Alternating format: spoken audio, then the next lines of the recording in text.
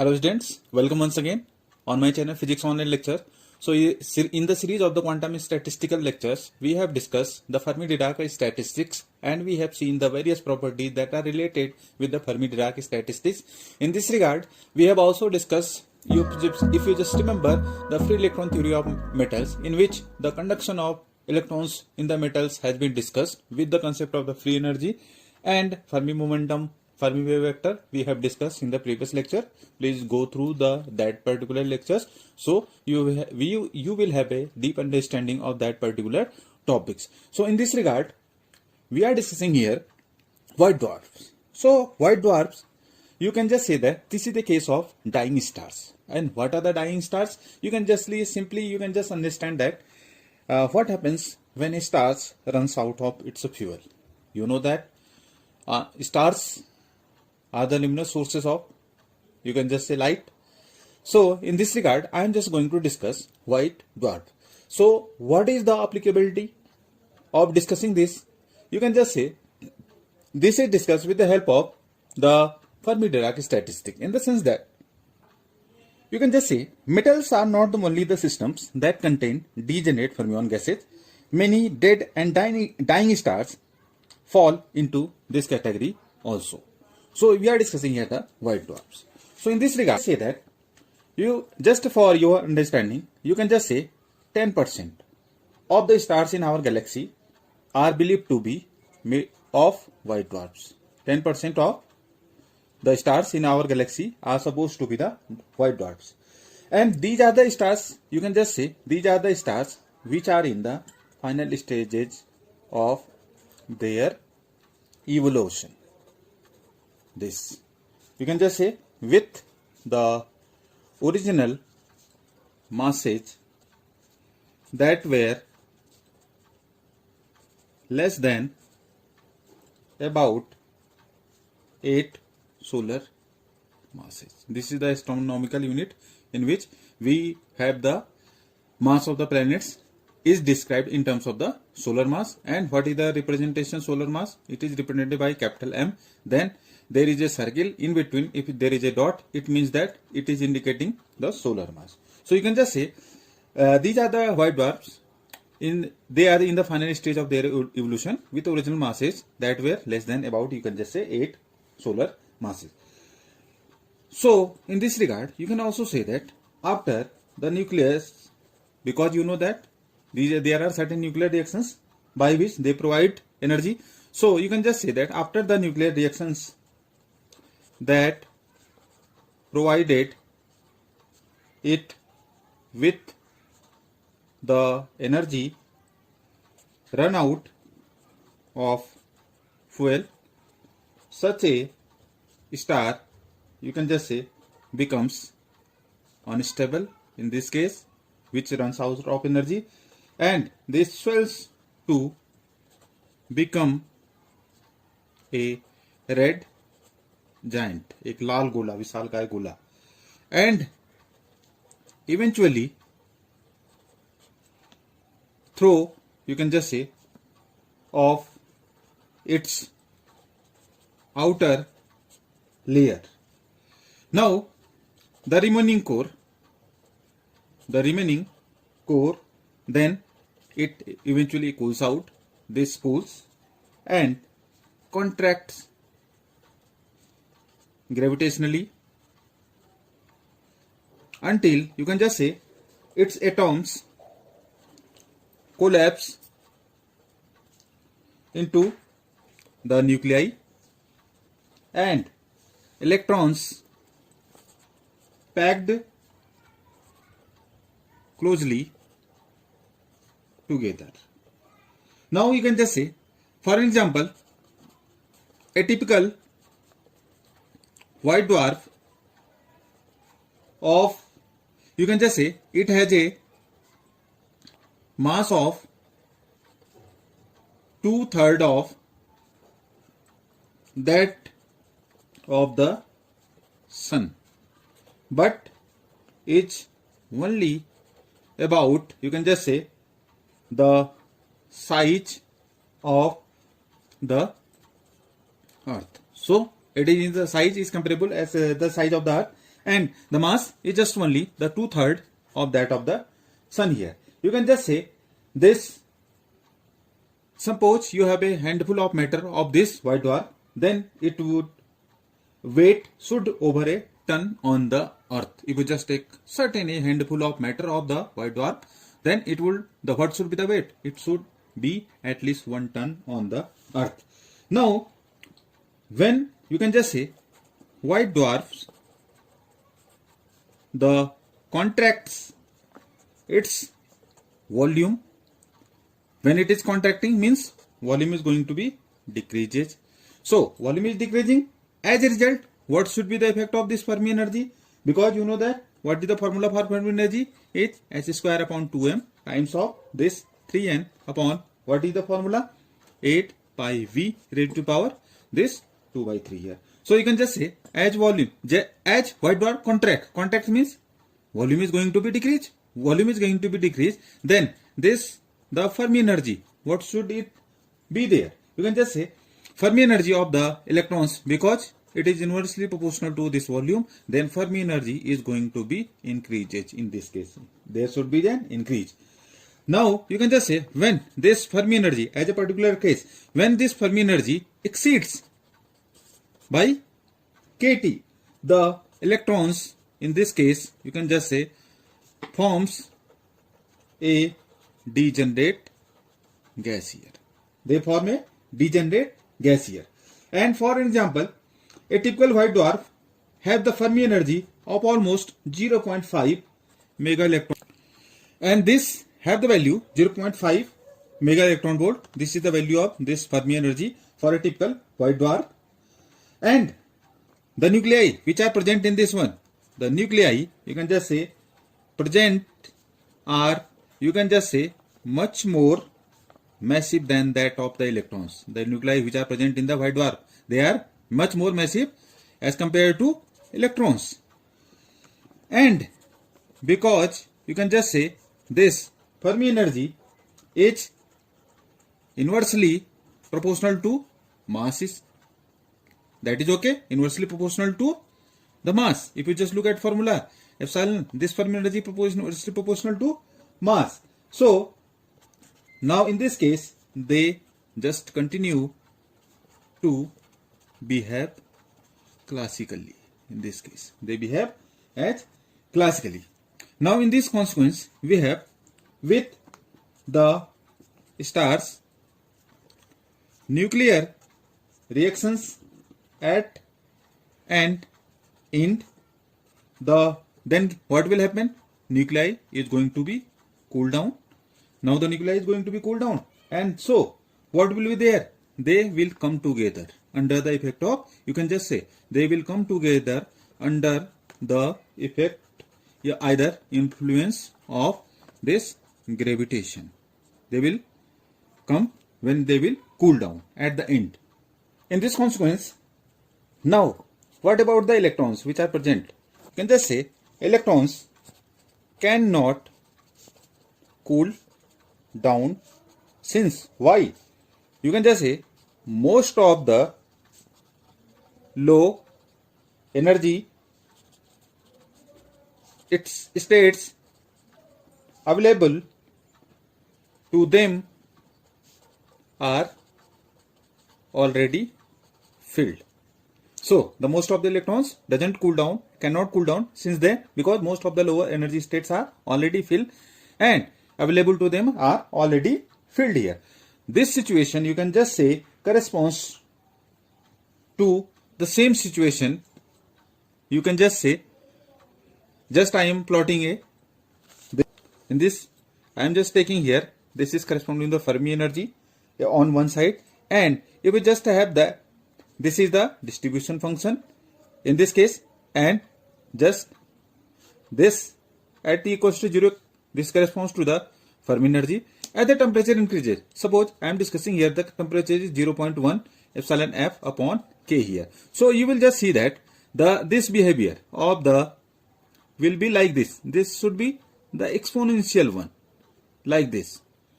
There should be the exponential this. You can just say as the temperature is raised, the curve have this shape here. Now, this is the Fermi energy. What does this curve signify? Means you can just say that this situation is exact here, as you can just say at low temperature.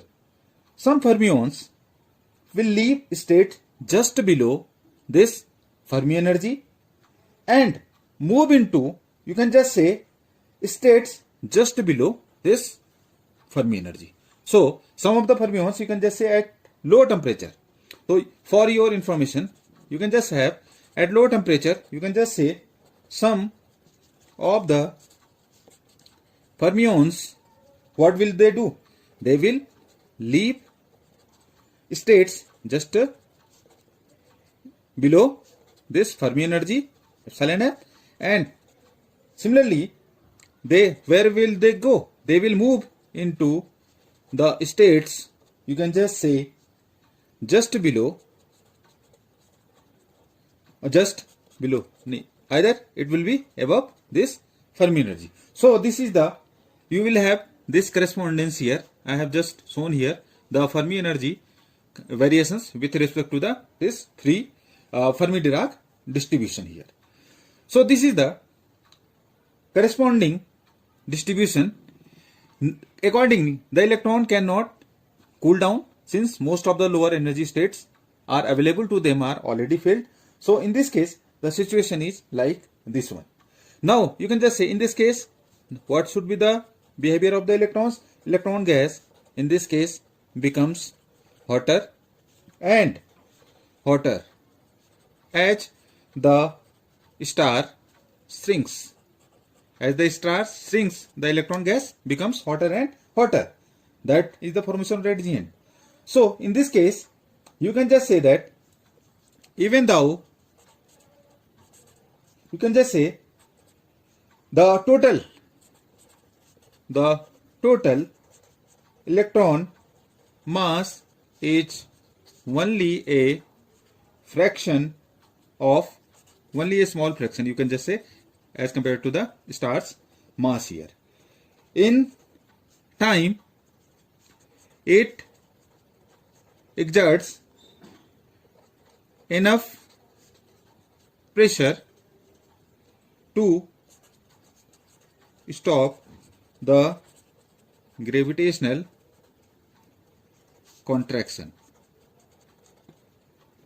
Thus, you can just say the size of a white dwarf is now determined by a balance between the inward gravitational pull of its atomic nuclei and the pressure, you can just say pressure of its degenerate the electron gas here. So in this case, what will happen? Now the electrons are becoming hotter and hotter at the same time as the star shrink. So the total electron mass will be just only a small fraction of the its star's mass as compared to the star's. In the meantime, what will there? It is just enough pressure to stop the gravitational contractions. So in this case, now the size of the white dwarf is determined by a balance between the inward gravitational pull of its atomic nuclei and the pressure of its degenerate electron gas here. Now in this consequence, you can just say in white dwarfs, only the electrons with the highest energy can radiate, since only such electrons have empty lower states to fall into. Now in this case, as the states below this Fermi energy are filled, you can just say now the star becomes dimmer, and in a this few billion years it ceases to radiate at all here. Now this is the case, it is a, you can just say now a black dwarf. It is a now a black dwarf. You can just say it is a dead lump of the matter. Since you can just say why it is so, the energies of its electrons are forever locked up below the Fermi level, because all of the energy is locked below this Fermi level, and it is the case of black dwarf here. Now you can just say the greater the mass of a shrinking star, the greater, in this case, the electron pressure is needed to keep it in equilibrium. And it is, you can just say, if the mass is more than that of about, you can just say 1.4 times of this solar mass, gravity in this case is so overwhelming that the electron gas never counteract it. So such a star in that case, you can just say, cannot become a stable white dwarf here. In that case, it will never become a stable white dwarf. So there is a term which is called the Chandrasekhar limit. It is based on our famous S. Chandrasekhar sir, famous physicist of Indian. So Subramaniam Chandrasekhar, and on the basis of that it is called the Chandrasekhar limit. Now you can just say this came into existence when, you can just say, this maximum white dwarf mass h of, you can just say, 1.4 times of this mass of the sun, and it is called the Chandrasekhar limit after its discovery by our this Subramaniam Chandrasekhar sir. It is the well-known scientist and physicist who calculated this in 1930, you can just say, at the age of 19. On the, you can just say, it is very famous, 19 on the ship bringing him from his native India to Cape. They take a fellowship at Cambridge.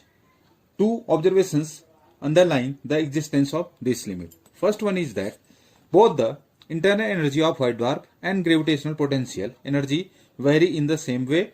You can just say 1 upon r with its radius here. First is both the internal energy of white dwarf and gravitational potential energy.